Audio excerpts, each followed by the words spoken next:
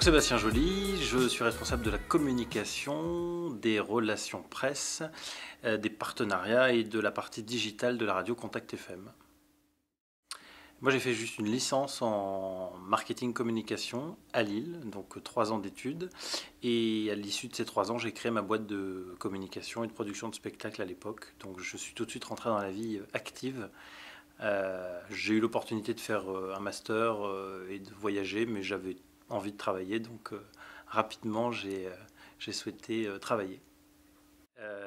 Donc à 21 ans, quand j'ai fini mes études, j'ai créé une société de production de spectacles et une agence de communication. J'ai travaillé avec cette structure pendant un peu plus de 3 ans.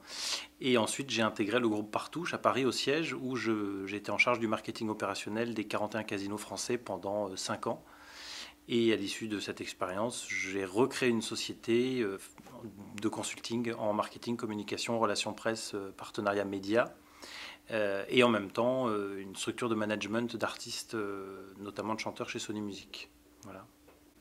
Alors l'émission quotidienne pour Contact FM, c'est une radio régionale qui est diffusée donc dans 6 départements avec une grosse audience. Il y a la partie partenariat premièrement. Chaque semaine, notamment dans le Réveil du Grand Nord qui est notre morning, donc le morning c'est le prime time de la radio. On a un partenaire différent chaque semaine, donc toutes les semaines il faut trouver un partenaire différent qui est prêt à nous offrir de la dotation en échange de visibilité. Ça peut être du séjour, ça peut être du bijou, ça peut être du scooter, ça peut être des voyages, peu importe. Donc chaque semaine, il faut trouver du partenariat. Dans les autres émissions, il faut également trouver des partenariats. Il faut trouver des partenariats institutionnels et événementiels de façon à ce que la radio ait une visibilité sur le terrain. Parce que la radio, c'est bien, mais il faut avoir une force de présence sur le terrain dans toute notre zone de chalandise. L'idée, c'est de s'associer avec les bons salons, les bons concerts, les bons événements, de telle sorte que notre marque soit visible sur des salons, des événements qui correspondent à notre cœur de cible, la cible 25-49 ans, puisque la radio c'est son cœur de cible, 25-49 ans, hein, avec un petit peu plus femmes que d'hommes maintenant. Contact FM, c'est plus la radio dance techno que les gens ont connue dans le passé, c'est une radio qui est devenue généraliste, un format familial. Donc il y a cette partie partenariat qui prend beaucoup de temps et qui est tout le temps en mutation. Il y a la partie image de la radio, déterminer la charte graphique qu'on a fait évoluer pendant l'été 2017, donc l'image de la radio, la gestion de tous les supports visuels de la radio qui sont diffusés dans la presse, à la télévision, sur les réseaux sociaux, sur le site internet. Donc en moyenne, on fait une vingtaine de visuels différents par semaine en fonction des émissions, des animations, des événements qu'on peut organiser à droite à gauche. Donc c'est vrai que c'est un gros volume de travail avec notre graphiste. Ensuite, il y a la partie relations presse. Faire, c'est bien, mais faire savoir, c'est mieux. Donc c'est essentiel qu'on puisse communiquer sur nos événements, sur nos actions, sur nos développements, que ce soit en B2B ou en B2C quand on fait des événements dédiés aux auditeurs, des concerts privés, mais également quand on fait des choses plus business. C'est important de communiquer avec la presse soit spécialisée, soit généraliste, pour que les gens puissent avoir information de ce qu'on met en place. Donc ça, c'est la partie relations presse. Et ensuite, il y a un dernier volet, c'est la partie digitale, puisque Contact FM est fortement présent sur les réseaux sociaux, Twitter, Instagram et Facebook principalement. On a le plus gros volume de fans sur le nord de Paris, je parle pour les radios.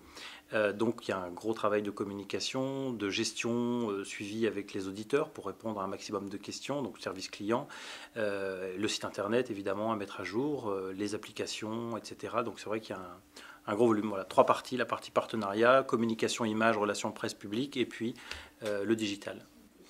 Les avantages de notre activité, on fonctionne comme une start-up Contact FM. On est une petite structure, on a un bon rayonnement, mais on est une petite structure. Donc la force, c'est qu'on travaille très vite. Et on se remet en question très vite et on brainstorm rapidement. On essaie toujours de trouver des solutions et des idées rapidement pour avancer et pour être toujours les premiers à mettre en place quelque chose.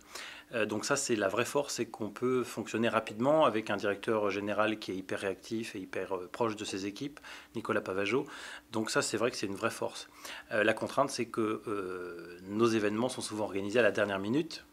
Quand on organise un concert avec un artiste, on le sait au minimum, un mois avant, au maximum 3 semaines. Donc on doit être très réactif. Alors, au travers de nos activités chez Contact FM, bien sûr, on est amené à se déplacer régulièrement. C'est essentiel, d'abord, les rendez-vous avec les partenaires, les clients, les fournisseurs, c'est essentiel de les voir. On n'est pas juste là pour signer un partenariat, on est là pour créer des relations humaines. Et dans certains cas, les gens sont partenaires avec nous, non pas par rapport au format de la radio, puisque d'autres radios peuvent avoir des formats similaires. C'est la relation humaine qui fait la différence. Au-delà des chiffres, des bonnes audiences de la radio, c'est essentiel d'instaurer un climat de confiance avec son partenaire. Au-delà de ça, on se déplace régulièrement pour trouver des salles, trouver des lieux atypiques, pour organiser des événements, type Contact VIP, qui sont des concerts privés. Et puis les rencontres avec les auditeurs. On organise beaucoup d'OP de street marketing, des petits déj tous les mois qu'on offre à nos auditeurs dans toutes les villes des Hauts-de-France et un peu Champagne-Ardenne. Donc voilà, il y a la partie B2B et il y a la partie B2C. C'est important qu'on soit proche de nos auditeurs et c'est important qu'on soit proche de nos partenaires. Alors, le conseil que je peux donner aux étudiants qui voudraient faire le même type de métier, en tout cas, c'est de s'impliquer. Pendant ma licence, j'étais vice-président de mon BDE, responsable soirée, responsable communication. Et donc, pendant 3 ans, on organisait des galas, on organisait des soirées, on déterminait des chartes graphiques, on faisait des affiches, on faisait des campagnes. C'est le meilleur moyen de s'impliquer au travers de la vie associative, par exemple. Donc, quand on est étudiant, ça passe par le BDE. Mais en dehors même des études, on peut faire partie. Moi, je faisais partie d'une troupe de comédie musicale où je m'occupais des partenariats avec les productions, de l'organisation de spectacles, ce genre de choses. Donc c'est essentiel, en plus de ces études, de s'impliquer concrètement dans des projets professionnels, artistiques ou culturels, ou peu importe. C'est essentiel d'avoir cette approche-là. La fréquence avec laquelle je travaille avec l'équipe, c'est tous les jours. Hein. On est en contact en permanence avec tous les pôles. Dans une structure comme Contact FM, on a plusieurs pôles. Il y a le pôle direction, avec la direction antenne qui fait les choix stratégiques sur ce qu'on va diffuser, sur ce qu'on passe à l'antenne. On a la rédaction, on a l'antenne avec donc tout l'ensemble des animateurs, on a la régie publicitaire, Contact FM Publicité, et puis après on a le pôle que je représente, communication, partenariat, images, relations presse, etc. Donc c'est un travail de 360, on travaille avec tous les pôles et on est en contact avec tous les pôles tous les jours pour répondre à des problématiques ou en tout cas pour que le message passe bien. C'est essentiel, on travaille comme une start-up, donc tout le monde travaille avec tout le monde et c'est le meilleur moyen de ne pas perdre l'information.